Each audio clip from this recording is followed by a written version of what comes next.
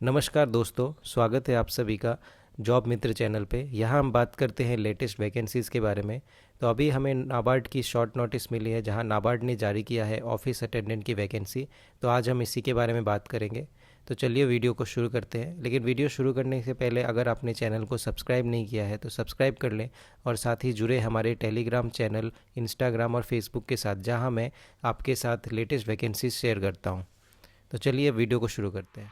तो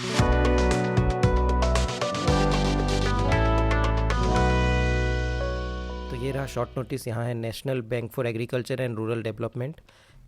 तो ये ऑफिस अटेंडेंट की वैकेंसी आई है, जो कि एक ग्रुप सी पोस्ट है।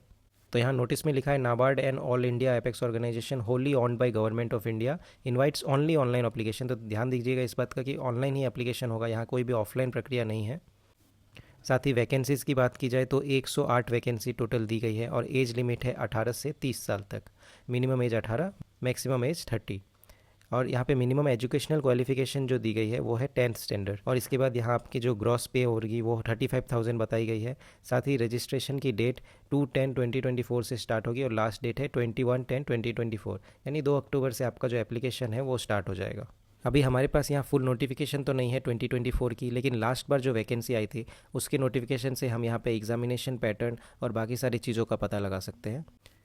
तो ये पिछले बार की वैकेंसी जो कि 2019-20 की है वो मैंने निकाल ली है। तो यहाँ देखिए एलिजिबिलिटी क्राइटेरिया, एजुकेशनल क्वालिफिकेशन देख लेते हैं। यहाँ पे दिया गया है, a candidate should have passed 10th standard. तो यहाँ मैट्रिकुलेशन के बेसिस पे आपकी एलिजिबिलिटी होगी। अगर आपने मैट्रिक पास किया है तो आप फॉर्म फिलअप कर सकते हैं। और साथ ही यहाँ पे बताया गया है कि a candidate should be a domicile of the state under which he और शी इज़ अप्लाइंग फॉर, यानी कि आपको उस स्टेट का डोमिसाइल सर्टिफिकेट आपके पास होना चाहिए, आप वहाँ के परमानेंट रेसिडेंट होने चाहिए जिस स्टेट से आप अप्लाई कर रहे हैं। तो आप जहाँ पे रहते हैं उसी स्टेट से अप्लाई कर पाएंगे। साथ ही नेक्स्ट आप देख सकते हैं, candidates possessing graduation and higher qualification are not eligible to apply. तो इस बात का आप अच्छे से ध्यान रखिएगा, अगर आपने ग्रेजुएशन किया हुआ है तो इस फॉर्म को ना फिल करें। बहुत सारे लोगों को मैंने देखा है जो ग्रेजुएट होने के बावजूद फॉर्म फिलअप करते हैं, और बाद में डॉक्यूमेंट वेरिफिकेशन के समय उनको फिर प्रॉब्लम आ जाती है। तो यहाँ पे जो लोग मैट्रिक पास हैं और जिनका ग्रेजुएशन नहीं हुआ है, इन दोनों चीज़ों के बीच में है, बस वो अप्लाई कर सकते हैं। और आप जिस स्टेट से बिलोंग करते हैं उसी स्टेट में अप्लाई कर सकते हैं। नेक्स्ट बात है यहाँ पे एज। तो एज मैंने जैसे आपको शॉर्ट नोटिस में दिया हुआ था, 18 से 30 की एज है, मिनिमम 18, मैक्सिमम 30। और यहाँ पे रिलैक्सेशन दी गई है, SC ST को 5 साल की यानी 35 ईयर्स तक भर सकते हैं, OBC के लिए 33 ईयर्स, और पर्सन विच PWD जो कैंडिडेट्स आएंगे उनको 10 ईयर्स, जनरल कैंडिडेट जो PW में बिलोंग करेंगे उनको 10 ईयर्स की रिलैक्सेशन मिलेगी, और OBC जो PWD में आएंगे वो उनको मिलेगी 30 ईयर्स की, और 15 years for SC ST candidates जो PW में बिलोंग करते हैं।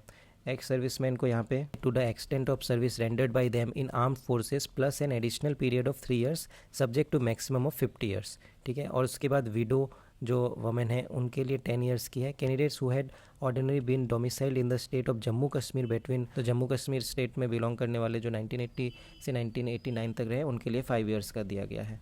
यहाँ पे कास्ट क्राइटेरिया दिया गया है, तो ये नोटिफिकेशन आने के बाद मैं फिर से डिस्कस करूँगा। अभी देखिए सिलेक्शन प्रोसीड्यूर देखते हैं। तो यहाँ पे प्रीलिम्स एग्ज़ाम होगा और मेंस एग्ज़ाम भी होने वाला है। तो इस बात का ध्यान दीजिए, यहाँ पे प्रीलिम्स जो एग्ज़ाम होने वाला है वहाँ पे 4 सब्जेक्ट हैं, रीजनिंग, इंग्लिश, GA यानी जनरल अवेयरनेस, और न्यूमेरिकल एबिलिटी यानी कि आपका मैथ। तो अभी देखिए यहाँ पे 30 क्वेश्चंस होंगे सभी सब्जेक्ट के, टोटल 120, और मार्क्स भी 120 होंगे। और यहाँ पे 90 मिनट्स यानी 1.5 घंटे का टाइम दिया जाएगा प्रीलिम्स के लिए।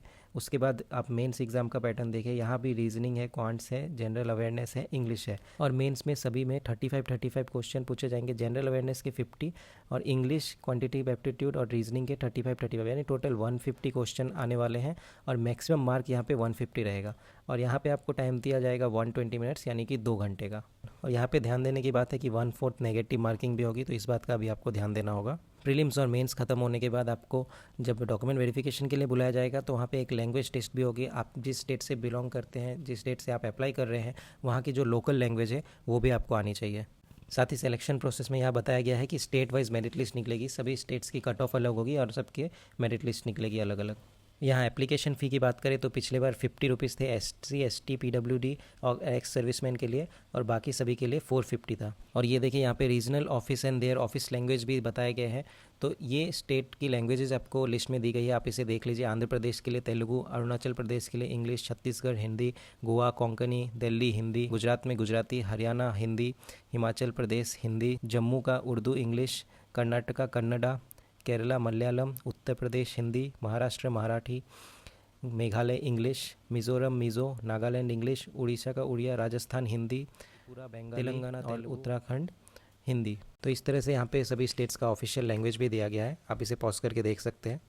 तो यहाँ ओवरऑल ये जानकारी थी। साथ ही जो एग्जामिनेशन का पैटर्न होगा वो ज़्यादातर बैंकिंग के और देखा जाएगा। बैंकिंग की एग्ज़ाम्स जो होती है IBPS जो कंडक्ट करवाता है, उस तरीके का पेपर आने के ज़्यादा चांसेस है। तो मोटे तौर पे ये थी टोटल जानकारी नाबार्ड के ऑफिस अटेंडेंट वैकेंसी की।